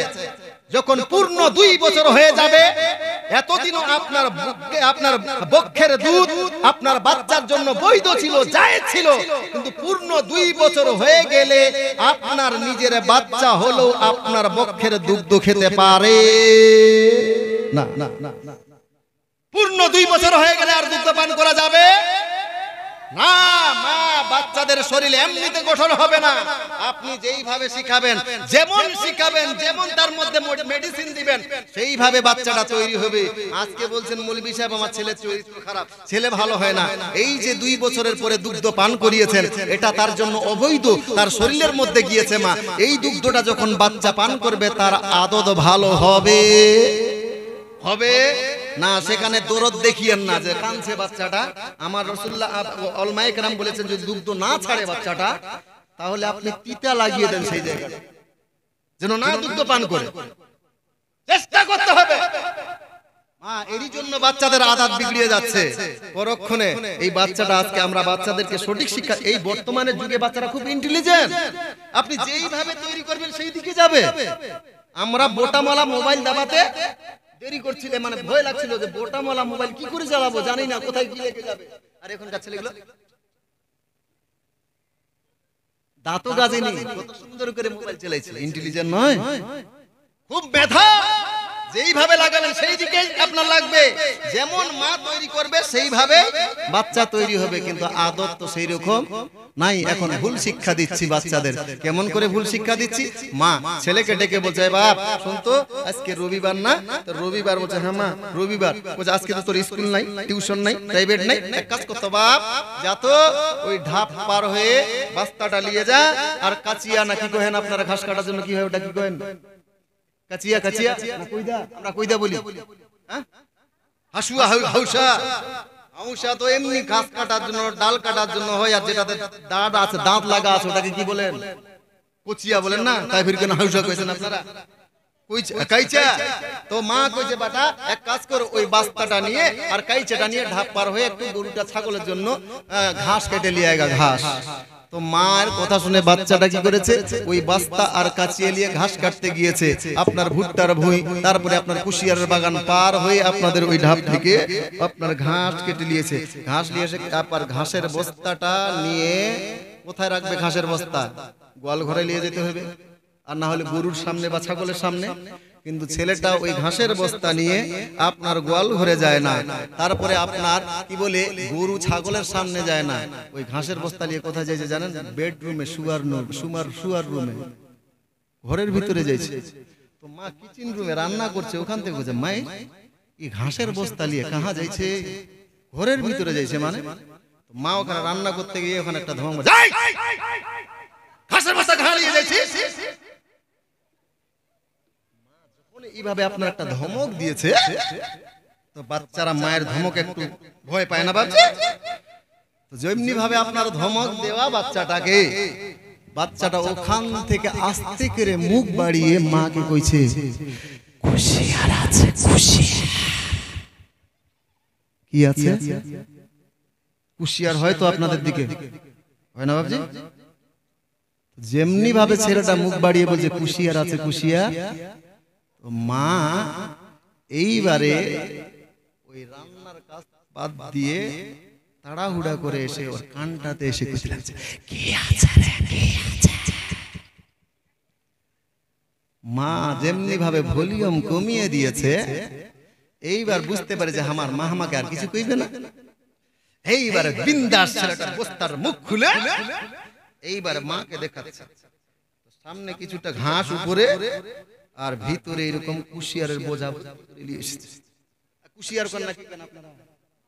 কুশিয়ার, কুশোর, কুশোর কোথায় বলে? আখ, আখ, আখ, আমরা কুশিয়ার বলি, আপনারা কুশোর, একই কহেন। এইবারে মা যখন কুশিয়ারের বোঝা দেখেছে, তো মা কছে, বাপধন যখন কুশিয়ারটা নিয়ে এসছিস বাপ, তাহলে একলা খাইস না কেন? কেন? ওই কালকে তোর দিদির সঙ্গে মথুরাপুরে দেখা হয়েছিল, তো তোর মা কইছে মেলা দিন ধরে কুশিয়ার খাইনি, মেলা দিন ধরে কুশিয়ার খাইনি, যখন নিয়ে আসছিস বাপ তাহলে তোর দিদিকেও দুইটা দিয়ে আইগা। আপনারাই বলেন, মায়ের কর্তব্য এটাই ছিল? মা জানে তাদের কোনো কুশিয়ারের ভয় নাই। মা আপনার বাচ্চাটাকে কিছু না বলে, মা ওই বাচ্চাটার প্রথম দিনের চুরিটাকে সমর্থন করার কারণে ওই বাচ্চাটা যখন পরের দিন ঘাস কাটতে যায়, তখন শুধু কুশিয়ার নিয়ে আসে না, তার সাথে সাথে ভুট্টাও নিয়ে আসে। কথা ঠিক না? আর মা ওই প্রথম দিনে আপনার বাচ্চা যখন বই থেকে কুশিয়ার বা ভুট্টা চুরি করে নিয়ে এসেছিল, সেই দিনেই যদি আপনার বাচ্চার কানটা ধরে একটা কোষে গালের মধ্যে চড় দিয়ে দিতেন যে তোর বাপের জমি থেকে ওই কুশিয়ার নিয়ে এসে যা, যার জমি থেকে নিয়ে এসে তার জমিতে রেখে আয়গা, তার জমিতে রেখে আয়গা, না তার বাড়িতে রেখে আয়গা। এইভাবে ধমক দিয়ে যদি তার গালে দুইটা চড় মেরে দিত, পরের দিনে বলেন তো ওই বাচ্চাটার জীবনও চুরি করতো? বাপজি করতো? জীবনও চুরি করতো না। মা এখন পরে ছেলেকে দোষ দিয়ে লাভ নাই। যেই দিন আপনার বাচ্চাটা স্কুলে গিয়ে একটা প্রথম দিন আপনার কলম কাউরু চুরি করে নিয়ে এসেছিল অথবা আপনার খাতা চুরি করে নিয়ে এসেছিল, আপনি মা জানার পরে সেই দিনে যদি আপনার বাচ্চাটাকে দাপট দিতেন, আপনার 2 চড় মেরে দিয়ে তাকে উচিত শিক্ষাটা দিয়ে দিতেন, ওই বাচ্চাটার জীবনও চুরি করতো না। কিন্তু প্রথম দিনের চুরিটাকে সাপোর্ট করার কারণে পরের দিন কি হয়, পরক্ষণে বাচ্চাটা যদি কোনো অনুষ্ঠানে যায় আর কোনো জায়গায় একটা মোবাইল স্ক্রিন টাচ মোবাইল থাকে, বাচ্চাটা একবার ডানে তাকায় একটা বামে তাকায়, যখন দেখছে কেউ নাই, ফট করে ওই টেবিল থেকে মোবাইলটা নিয়ে সিম কার্ডটা খুলে আপনার ওই বাহিরের পকেটে নয় ভিতরের পকেটে ঢোকায়। এ শিক্ষা দিল, শিক্ষাটা মা।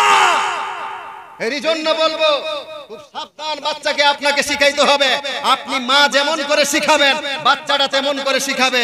শুধু মা বোনদের দোষ দিলে হয় না, কথায় কথায় কথা বেড়ে যায়। আমাদের বাপদের মধ্যেও ভুল হয়। অনেক টাইমে দেখবেন মৌলভী সাহেবেরা আপনার কি বলে রমজান মাসে অথবা আপনার কোন মাসে ওই দেখেন না চাঁদা নিয়ে ওই রশিদ বই নিয়ে চাঁদা চেয়ে বেড়ায় না বাপজি আপনাদের দিকে রমজান মাসে। দেখ মৌলভী সাহেব চাঁদা চাইতে গিয়েছে মাস্টারের বাড়িতে, আওয়াজ দিয়েছে মাস্টার সাহেব, মাস্টার সাহেব। বললো মাস্টার সাহেব যেমনি ভাবে মৌলবীর আওয়াজ শুনতে পাওয়া। এইবার একটা 4-5 বছরের বাচ্চা ছিল, ওই বাচ্চাটাকে ডেকে বলছে, দেখ বাপধন, এই যে মৌলবী দুয়ারে এসে বিরক্ত করাবে, চাঁদা চাইবে, তো এক কাজ করো যে বলোগা আব্বা বাড়িতে নাই। 50 থেকে 100 টাকা চাঁদা লাগতো, তার জন্য বাপ বাচ্চাকে মিথ্যা কথা বলাতে শিখাচ্ছে। মিথ্যা কথা বলাতে শিখাচ্ছে যে বাড়িতে যে বলো মৌলবীকে বাড়ি আব্বা বাড়িতে নাই। কিন্তু এই বাচ্চাদেরকে আল্লাহ সত্য কথা বলার জন্য তৈরি করেছেন। অত সহজে বাচ্চারা মিথ্যা কথা বলে না। বাচ্চাটা দুয়ারটা খুলে আস্তে করে বলছে, মৌলবী সাহেব, মৌলবী সাহেব। বললো কি হলো? বললো আব্বা বললো আব্বা বাড়িতে নেই। আব্বা বললো আব্বা বাড়িতে। আপনারাই কহেন মৌলবী সাহেবের বুঝতে অসুবিধা হবে, বাপজি ওর বাপ আছে কি নাই। এই বাচ্চারা আল্লাহ সত্য বলার জন্য তৈরি করেছে। এদেরকে ঘুষ দিয়েও সত্যকে দাফন করতে পারবে না, দমন করা যাবে না। এরা সত্য কথাটাই বলবে, মিথ্যা কথা কখনো বলবে না। আপনাদের এলাকায় আছে কি নাই, তবে আমাদের এলাকায় আছে। ওই আমাদের দিকে কি করতো এক সময় মা বোনেরা, ওই চাল দিয়ে শাক কিন্তু, চাল দিয়ে মাছ কিন্তু, চাল দিয়ে লবণ কিন্তু, এখন নাই বর্তমানে, তবে আমাদের দিকের মা বোনদের অভ্যেস ছিল।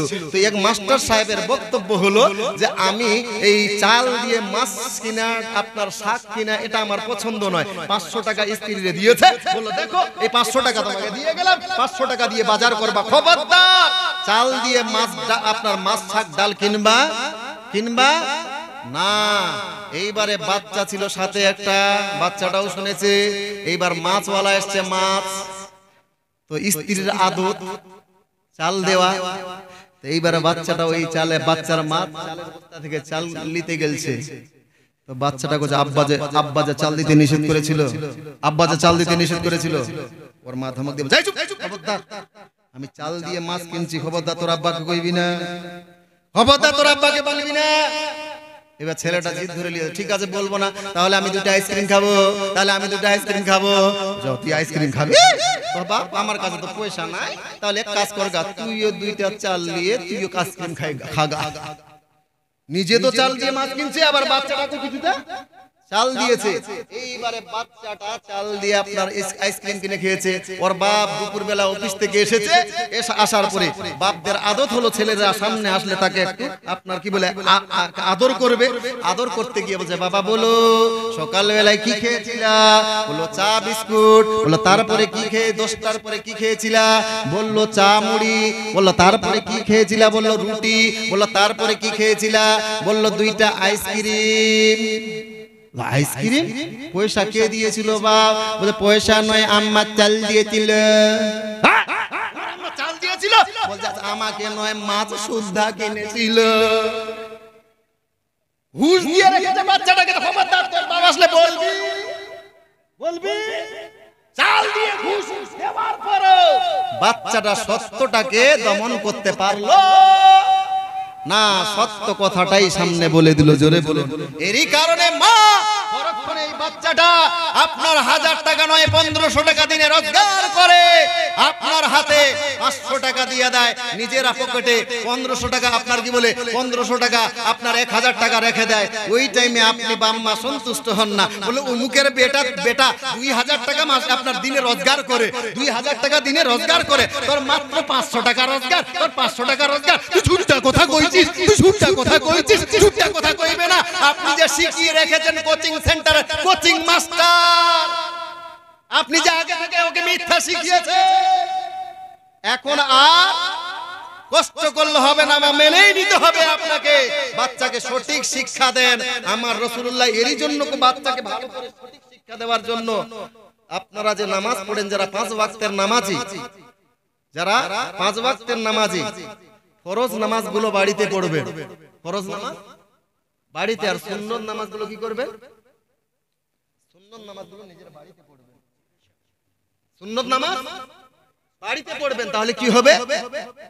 সুন্নত নামাজ যখন আপনি বাড়িতে পড়বেন, আপনার নামাজ পড়া দেখে আপনার বাড়ির মহিলা সদস্যগুলো নামাজ শিখবে। আপনার নামাজ পড়া দেখে আপনার বাড়ির ছোট ছোট বাচ্চারা নামাজ শিখবে। পড়ে না বাচ্চারা? আপনারা দেখে নামাজ পড়ে না?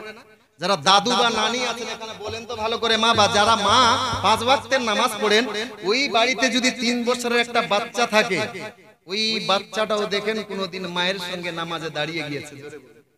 দাঁড়ায় না? মা নামাজ পড়তে লেগেছে, একটা মুসাল্লা বিছিয়ে, ওই বাচ্চা একটা 2 বছর 3 বছর, আমার মেয়েকে দেখেছি আমি অনেক সময়, আমি নামাজ পড়ি বাড়িতে, তো মেয়ে দুইটাই একসঙ্গে, আমার একটা ডানে একটা বামে, সিজদা করছি, ওরাও সিজদা করছে, ওরাও আমি যেভাবে রুকু করছি ওরাও এইভাবে করছে। আপনারও ছেলে মেয়ে করে না? শুধু আমার ব্যাপারে নয়, আপনাদেরও করে। অনেক মা যখন নামাজে বসেছে, ওই টাইমে মেয়েটা তো কিছু পারে না, মা যেমন করে শাড়ির আঁচল দিয়ে মাথাটাকে ঢাকিয়ে রেখেছে, বাচ্চাটাও তেমন করে একটা আপনার গামছা দিয়ে মাথাটাকে ঢাকিয়ে রেখেছে। মা বাচ্চা যখন আপনার দাঁড়িয়েছে পার্শ্বের ডানে দিকে, ডানে অথবা বামে, আপনার মা যখন আপনার সূরা তেলাওয়াত শুরু করেছে, বিসমিল্লাহির রহমানির রহিম, আলহামদুলিল্লাহি রাব্বিল আলামিন, আর রহমানির রহিম, মালিকি ইয়াউমিদ্দিন, ইয়্যাকা না'বুদু ওয়া ইয়্যাকা নাস্তাঈন, اهدنا الصراط المستقيم صراط الذين أنعمت عليهم غير المغضوب عليهم ولا الضالين।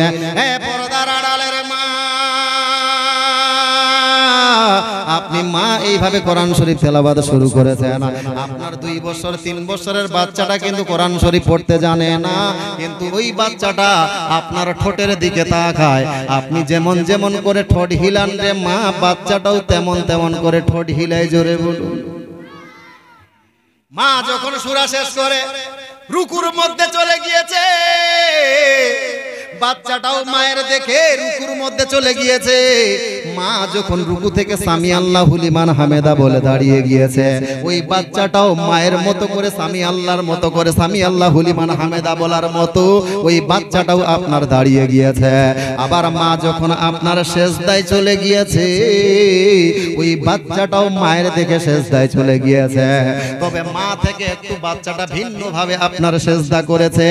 মা এই নাক আর কপালটা মাটির মধ্যে ঠেকিয়ে সেজদা করে, বাচ্চাটা কিন্তু এই নাক আর কপাল ঠেকায় না।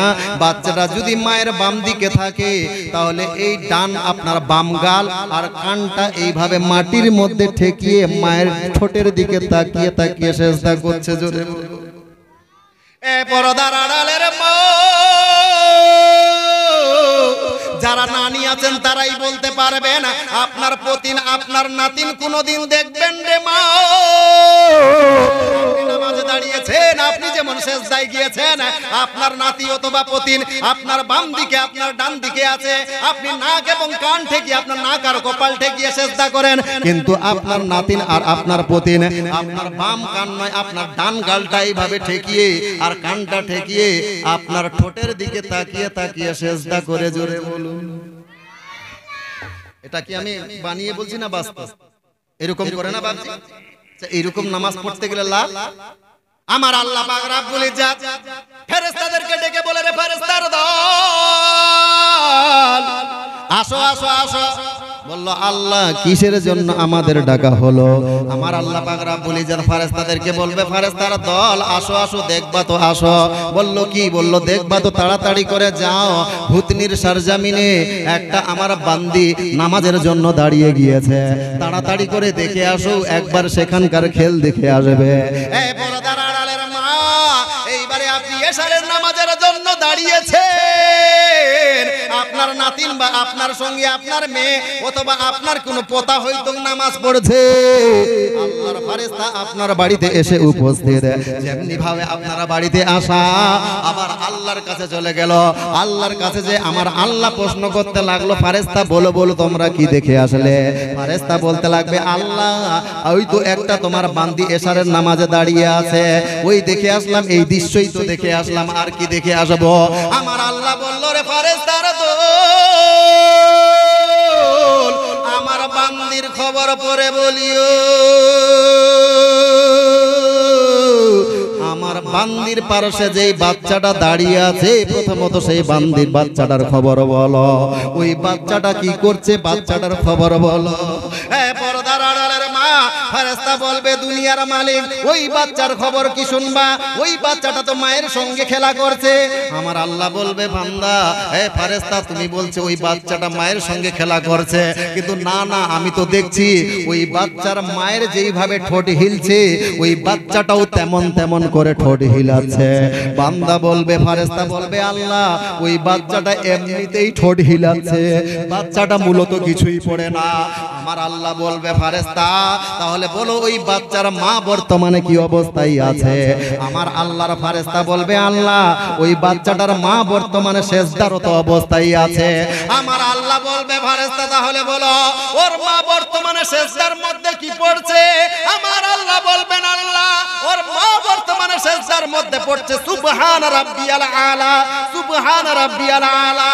আমার আল্লাহ বলবে, ফেরেশতার দল বলো বলো ওই বাচ্চাটা কি পড়ছে? আমার আল্লাহর ফেরেশতা বলবে, আল্লাহ ওই বাচ্চাটা কিছু পড়ে না, শুধু মায়ের মতো করে ঠোঁট হিলাচ্ছে। আমার আল্লাহ বলল, রে ফেরেশতার দল, ওই বাচ্চাটা কিছু পড়ুক চাই না পড়ুক, আমি আল্লাহ ওই বাচ্চাটার নামাজ পড়া দেখে আমি আল্লাহ আমার আরশ খুশি হয়ে গিয়েছে। সুতরাং ওই বাচ্চা কিছু পড়ুক চাই না পড়ুক, ওর মা সেজদার মধ্যে যতবার সুবহান রাব্বিয়াল আলা বলবে, অতগুলো নেকি ওই বাচ্চাটার আমল নামায় লিখে দাও। ওই বাচ্চাটা কিছু পড়ুক চাই না পড়ুক, ওর মা সেজদার মধ্যে যতবার সুবহান রাব্বিয়াল আলা বলবে, অতগুলো নেকি ওই বাচ্চাটার আমল নামায় লিখে দাও। জোরে বলে, মা আপনার বাচ্চা নামাজ পড়লে বৃথা যাবে না। ফেরেশতা বলবে, আল্লাহ নামাজ পড়তে গেলে উজুর প্রয়োজন, বাচ্চাটা তো উজু করে নাই। নামাজ পড়তে গেলে দুয়া দুরুদের প্রয়োজন, বাচ্চাটা তো তাও পড়ে নাই। আমার আল্লাহ বলবে, ফেরেশতা ওই বাচ্চাটা উজু করুক চাই না করুক, ওই বাচ্চাটা কিছু পড়ুক চাই না পড়ুক, আমি আল্লাহ ওই বাচ্চার নামাজ পড়া দেখে মুগ্ধ, যার ফলে ওর মার নামাজ পড়তে গিয়ে যতগুলো নেকি হবে, অতগুলো নেকি এই বাচ্চাটার আমল নামায় লিখে দাও। জোরে। আর বাচ্চাই নাবালক অবস্থায় যে নেকিগুলো করবে না, এই নেকিগুলো কে পাবে? নাবালক অবস্থায় বাচ্চারা যে নেকিগুলো করবে, ওই নেকিটা বাপ মায়ের আমল নামায় চলে যাবে। জোরে বলে। সুতরাং বাচ্চাকে শুরু থেকে নেক বানাবার চেষ্টা করে। এখন মোবাইল ছেড়ে দিলাম, ও দেখুক বা গুনাহ করুক গা, নেকি যদি করে বাচ্চাটা, তাহলে বাপ মা পাবে, আর গুনাহ করলে যাবে না। এই বাচ্চাটা যদি আপনার গুনাহ করে, ওটা গুনার ভাগীদার কে হবে? মা। যেইভাবে নাবালক বাচ্চা নেকি করলে তার বাপ মা ওর আপনার কি বলে নেকিটা পায়, তদরূপ বাচ্চারা যদি কোনো গুনাহ করে, সেই গুনাহটা বাপ মায়ের আমলনামায় পৌঁছানো হয়। সাবধান, এইগুলো প্রয়োজনে কিছু কথা বলে দিলাম, রাগ করিয়েন না বাপজি। আপনার ছেলে মেয়েকে লালন পালন করার জন্য এইবারে আসেন ভক্তিপুরে দুরূদ পাঠ করুন, তারপর সামনে আলোচনা করব। আল্লাহুম্মা সাল্লি আলা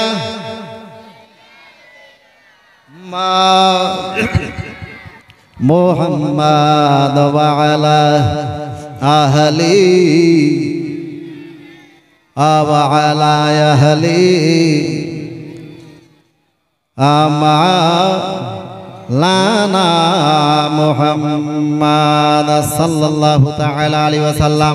আমার নবী 2 বছর থাকার পর হযরতে হালিমা সাদিয়া এইবারে কি করলেন, যেহেতু 2 বছরের চুক্তি ছিল, এইবারে হযরতে হালিমা সাদিয়া আমার নবীকে নিয়ে হযরতে আমেনা খাতুনের বাড়িতে যে উপস্থিত। হযরতে হালিমা সাদিয়া আমার নবীকে আপনার ফেরত দেওয়ার জন্য গেলেন, কিন্তু হালিমা সাদিয়ার মন চায় না যে আমার এই বাচ্চারে ফেরত দিই, কারণ এই বাচ্চারা দ্বারাই আমার বাড়ির অভাব অনটন দূর হয়ে গিয়েছে। হযরতে হালিমা সাদিয়ার জন্য মন ভরে নাই, মনের মধ্যে যেন প্রশ্ন নিয়ে হযরতে আমেনার বাড়িতে চলে গিয়েছে। হযরতে আমেনা আমার নবীকে পাওয়ার পর, এইবারে আদর যত্ন করার পর হযরতে আমেনা খাতুন হালিমা সাদিয়াকে ডেকে বলতে লাগলো, ও বুবু হালিমা, আমার সন্তানরে এই টাইমে আমাদের দেশে রাখা যাবে না, আমাদের দেশের বর্তমানে ওয়েদার ভালো নাই, সুতরাং এক কাজ করো হযরতে হালিমা, তুমি আমার সন্তানরে আরো 2টা বছর তোমার বাড়িতে রাখো।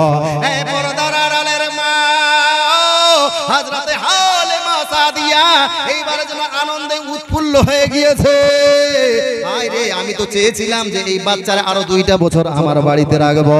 এই বলে হযরতে হালিমা সাদিয়া আমার নবীকে আবার বাড়িতে নিয়ে আসলেন। আস্তে আস্তে করে আমার নবী বড় হতে লাগলেন। মা 1 পা 2 পা করে আমার নবী আপনার হামা গাড়ি দিয়ে হাঁটতে শিখলেন। তারপরে নবী আমার হাঁটতে শুরু করে দিলেন। এই করতে করতে বাবা নবীর আমার 4 বছর হতে চললো। এই হালিমা সাদিয়ার আপনার 2টা ছেলে মেয়ে, একটা ছেলের নাম হলো আব্দুল্লাহ আর একটা ছেলের নাম হলো সীমা। ওই আব্দুল্লাহ আর সীমা আমার রাসূলুল্লাহর হলেন দুগ্ধ ভাই। এই দুগ্ধ ভাই সারা দিন আপনার জঙ্গলে মেষ ছাগল চড়বার জন্য যায় আর সন্ধ্যা বেলায় বাড়িতে ফিরে। আমার নবী এইবারে একদিন আপনার দুধ ভাই আর দুধ বোনকে ডেকে বলল, ভাইজান ও দুধ বোন, তাড়াতাড়ি করে আমার সামনে আসো। বলল, ভাই কুরাইশি ভাই, এরা 2 ভাই বোন মিলে আমার রাসূলুল্লাহকে কুরাইশি ভাই বলে ডাকতো। বলল, কুরাইশি ভাই কি কারণে আমাদের ডাকলে তাড়াতাড়ি করে বলো। আমার নবী বলতে লাগলো, ভাই আব্দুল্লাহ ও বহিন সীমা, তাড়াতাড়ি করে বলো, তোমরা সারা দিন ধরে বাড়িতে থাকো না, সন্ধ্যা বেলায় বাড়িতে আসো, তোমরা সারা দিন কোথায় থাকো কি করো তাড়াতাড়ি করে বলো। এইবারে হযরতে আপনার আব্দুল্লাহ এবং সীমা 2 ভাই বোন বলতে লাগলো, ভাইজান আমরা সারা দিন ধরে জঙ্গলের মধ্যে মেষ ছাগল চড়াই, সন্ধ্যা বেলায় বাড়িতে আসে। আমার নবী যেমনি ভাবে এই কথা শুনতে পাবা, আমার নবী বলতে লাগলো, ভাই তাহলে আগামীকাল তোমাদের সঙ্গে আমিও যাব। জোরে বলুন ভাই, কালকে তাহলে তোমাদের সঙ্গে আমিও যাব। এবার আব্দুল্লাহ বলতে লাগলো, ভাই খবরদার খবরদার মুখে বলিও না। বলে, কেন? আমার মা হালিমা কোনোদিন আমাদের সঙ্গে তোমাকে জঙ্গলে পাঠাবে না বলে লাভ নাই। আমার নবী বলছে, না আমি যাব। বললো, ভাই ওই রোদের মধ্যে ধূপের মধ্যে তোমারে কোনো মতো পাঠাবে না। আমার নবী বলল, না তোমাদেরকে যেমন করে হোক কালকে আমাকে সঙ্গে নিয়ে যেতেই হবে। আমার নবী কিছুটা কানে ফুসফুস করে কথা বললো যে এই বলে আমার মারে কালকে বুঝাবে, আমার মা তোমাকে কি বলে আমাকে তোমাদের সঙ্গে পাঠিয়ে দিবে, আমিও তোমাদের সঙ্গে সারা দিন জঙ্গলে থাকবো। ভাইয়েরা আমার ধ্যান দেন এদিকে, চা বিস্কিট যা দিচ্ছে সবাই পাবেন, অত আপনারা কি বলে ধৈর্য হারাইয়েন না। সবাইকে দিবে না কি বাচ্চাদেরকে ছেড়ে দিবে সবাইকে না, সবাই পাবে। হ্যাঁ, অধৈর্য হইয়েন না, সবাই পেয়ে যাবেন। হ্যাঁ, তবে আওয়াজ করিয়েন না, নাহলে আমার ডিস্টার্ব হবে, যেহেতু চা সামনে পান করানো হচ্ছে তো ডিস্টার্ব হলে আবার বক্তার একটু ধ্যান কোনো দিকে গেলে কথা বলতে সমস্যা হয়। যাই হোক, এইবারে আমার রাসূলুল্লাহ তাদের কানে কানে শিখিয়ে দিলেন, ভাইজান এই বলে আমার মাকে বুঝাইও, আমার মা অবশ্যই তোমাকে কালকে বুঝিয়ে আমার সঙ্গে পাঠিয়ে দিবে, এই তোমাদের সঙ্গে আমাকে পাঠিয়ে দিবে। এইবারে পরের দিন সকাল বেলায় আমার রাসূল উঠে বলল, ভাই যাও তাড়াতাড়ি করে। বলছে, ভাই ভয় লাগছে, আমার মা যে রাগে, আমার মা হয়তো পাঠাবে না, আমাদের সঙ্গে আপনাকে পাঠাবে না। আমার নবী বললেন, যাও না ভাই, একবার আমার শিখানো কথাগুলো বলো না। আমার রাসূলুল্লাহ এইবারে যখন হযরতে আপনার হারিজের ছেলে আপনার আব্দুল্লাহ আর ওই সীমাকে শিখিয়ে দিয়েছে, এইবারে তারা যে বলতে লাগলো, আম্মু আমার ভাই ওই কুরাইশি ভাই আব্দুল্লাহর ছেলে মুহাম্মদ ও আমাদের সঙ্গে জঙ্গলে যেতে চায়, মা একটু আমার সঙ্গে পাঠিয়ে দেন, আমাদের সঙ্গে পাঠিয়ে দেন। যেমনি ভাবে দুই ভাই বোন এই কথা বলা, হযরত হালিমা সাদিয়া একটা আপনার জাগ দিয়ে বলতে লাগলো, খবরদার আমার চোখের সামনে থেকে দূর হয়ে যাও। আমি ওই মা মোরা সন্তান, কি বলে বাপ মোরা সন্তান আব্দুল্লাহর ছেলে মোহাম্মদ, আমি ওই যে আমেনা, আপনার আমেনার স্মৃতি, এই আমেনার স্মৃতিকে কখনো তোমাদের সঙ্গে পাঠাতে পারবো না। যদি জঙ্গলের মধ্যে গিয়ে তার কোনো শারীরিক সমস্যা হয়ে যায়, আমি আমেনা দিদিকে যে কি উত্তর দিব, তারে আমি কি মুখ দেখাবো? সুতরাং বাপজি, তোমরা আমার কাছে খবরদার জিদ করিও না, আমি তোমাদের সঙ্গে এই আব্দুল্লাহর ছেলে মোহাম্মদকে পাঠাতে পারবো না। যখন কোনো মতেই হালেমা সাদিয়া আপনার মাথা নত করেন না, আমার নবীকে পাঠাতে রাজি হন না, ওই টাইমে আমার নবীর শিখানো কথাগুলোকে তারা দুই ভাই বোন একসঙ্গে বলতে লেগেছে। যদি পারেন আমার সঙ্গে বলেন, ইনশাআল্লাহ আপনাদেরও বলতে ভালো লাগবে, শুনতে ভালো লাগবে, আমাকেও বলতে ভালো লাগবে। ওরা দুই ভাই বোন কি বলছে? তোর মুস্তাফা দেনা মাগো সঙ্গে নিয়ে যা। তাহলে আস্তে করে নয়, জোরে জোরে পড়ো। তোর মুস্তাফা দেনা মাগো, গোটাই না পারলে সঙ্গে নিয়ে যাই, এটা বলা যাবে। তোর মুস্তাফা দেনা মাগো, এরকম আস্তে করে কইবি। আজকে তোদের পক্ষ হয়ে ওয়াজ করেছি আমি, আর না হলে ফের উল্টা কইতে লাগতে। একটু জোরে বলো সবাই। তোর মুস্তাফা দেনা মাগো নিয়ে যাই, তোর মুস্তাফা দেনা মাগো মোদের সাথে শহরে মা, মোদের সাথে শহরে মা, ময়দানে ভয় নাই, তোর মুস্তাফা দেনা মাগো নিয়ে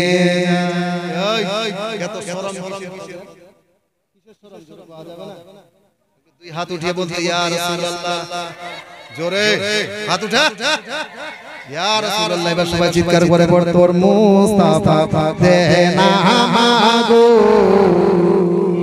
নিয়ে যায়, মোদের সাথে মেস শহরে মা,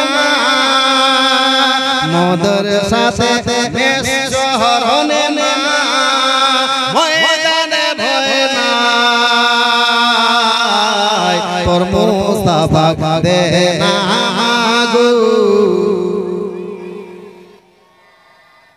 আমি যদি তোদেরকে আস্তে কইতে আর মহিলাদেরকে জোরে কইতে করে জোরে কইতে, মহিলাদের মধ্যে পরিচয় এরকম চিল্লেই কইছো না। হযরত হালিমা সাদিয়া এইবারে বলছে, বাবা দেখো তোমরা আমাকে বিরক্ত করাইও না, ওই বন জঙ্গলে তোমরা সেই সকাল বেলায় যাও, সারা দিন ধরে ওই রোদের মধ্যে থাকো। বাপজি ভাইজান, কি বলে বাবা যাও, তোমরা ওই জঙ্গলের মধ্যে রোদের মধ্যে থাকো, তোমার ভাইকে রোদ্র লেগে যাবে। না বাপজি, তোমরা জিদ করিও না, তোমরা তোমার দুধ ভাইকে নিয়ে যাইও না, তোমার কুরাইশি ভাইকে নিয়ে যাইও না। এইবারে উত্তরে দুই ভাই বোন বলছে, বাবলা বনে ছায়ায় নিয়ে বসবো সবাই ঘিরে,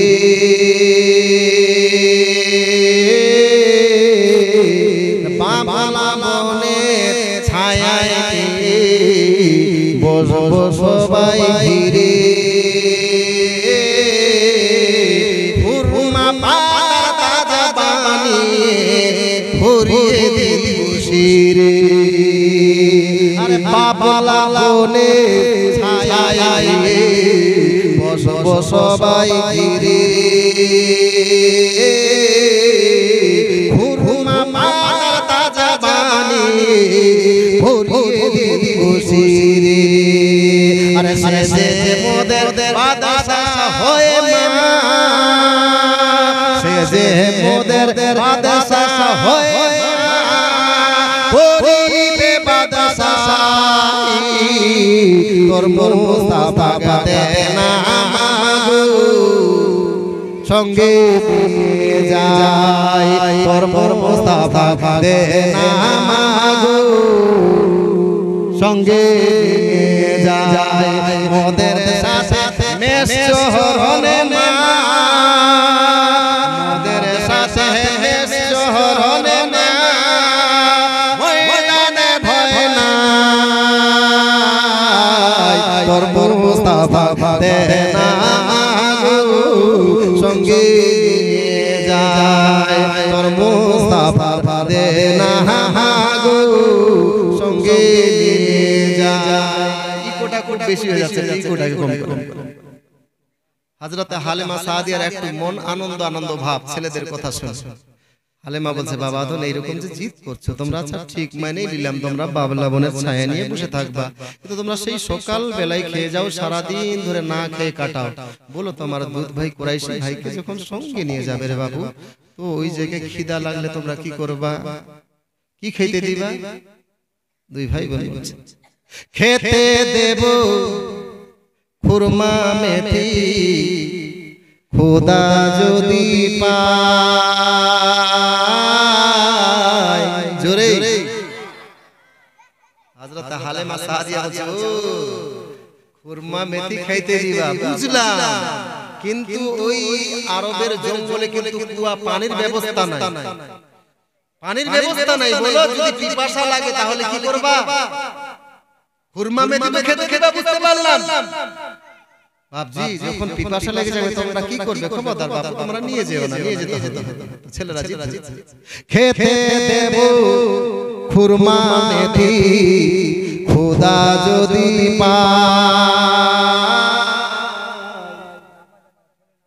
আপনার নাম আব্দুল শেখ নারায়ে তাকবীর নারায়ে রিসালাত আব্দুল শেখের আম্মা সাহেবা 1200 টাকার দাতা ধরে বলুন জিন্দাবাদ তিনার ছেলের নামে 1200 টাকা দান করেছে আল্লাহ পাক রব্বুল ইজ্জত এই দানের ওসিলায় তার উদ্দেশ্য যেন সফল করে এইভাবে যদি না চাই আপনারা পাঠিয়ে দেন পরক্ষণে দোয়া করব আমি চাইবো না তবে প্রতিদিন নিয়ত করবেন মা না আপনার চাইলে নেকি পাওয়া যাবে আর না চাইলে নেকি পাওয়া যাবে না বরঞ্চ না চাই যদি আপনি পয়সাটা পাঠিয়ে দেন বেশি সওয়াব পাওয়া যাবে জোরে হ্যাঁ আজকে আমি চাইবো না নিজের মনে যদি পারেন 500 আপনার 200 100 যার যেমন সামর্থ্য সেই সামর্থ্য অনুযায়ী পাঠিয়ে দিবেন ইনশাআল্লাহ পরক্ষণে আপনার কি বলতে আপনাদের জন্য দোয়া হবে তবে ছন্দ শুনেন কবি বলছি খেতে দেব খুরমা মেথি খোদা যদি পায়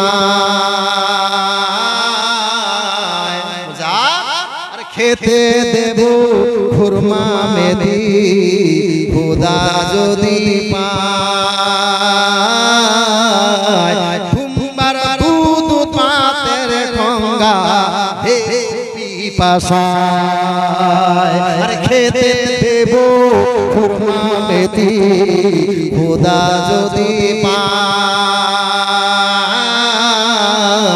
তোমার দুধ পাতার ঠঙ্গা হে পিপাসায় হাজির রব খেদনতে তার হাজির রব খেদনতে তার হামেশা আমরা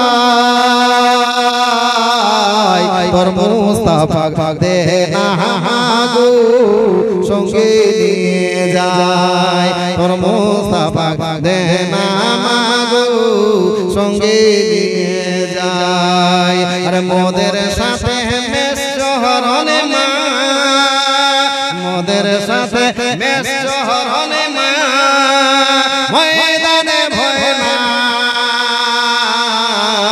তোর মুস্তাফা দে না গো সঙ্গে নিয়ে যায় তোর মুস্তাফা দে না গো সঙ্গে নিয়ে যায় হযরতে হালিমা সাদিয়া এইবার বাবা হলেন আমার নবীকে হযরতে হালিমা সাদিয়া ছেলে মেয়েদের সঙ্গে আপনার জঙ্গলের মধ্যে মেষ চরানোর জন্য পাঠিয়ে দিলেন হে পর্দার আড়ালের মা হযরতে হালিমা সাদিয়ার কপাল রে মা হযরতে হালিমা সাদিয়ার ছাগল চোরার জন্য আমার দয়ার নবী ময়দানে যাচ্ছেন জোরে সাইদি শেখ 200 টাকা আল্লাহ পাক রব্বুল ইজ্জত ইনার দান যেন কবুল করে সকলে বলুন আল্লাহুম্মা আমিন হালিমার কপাল হযরত হালিমা সাদিয়ার ছাগল চোরাতে গিয়েছে কে দয়ার নবী মায়ার নবী জোরে বলুন এরই জন্য কেউ বলছেন दाई हालिमा तेरी बकरी को लेकर, दाई हालिमा तेरी बकरी को लेकर बन में चले है सर कार पैगंबर, बन में चले है सर कार पैगंबर।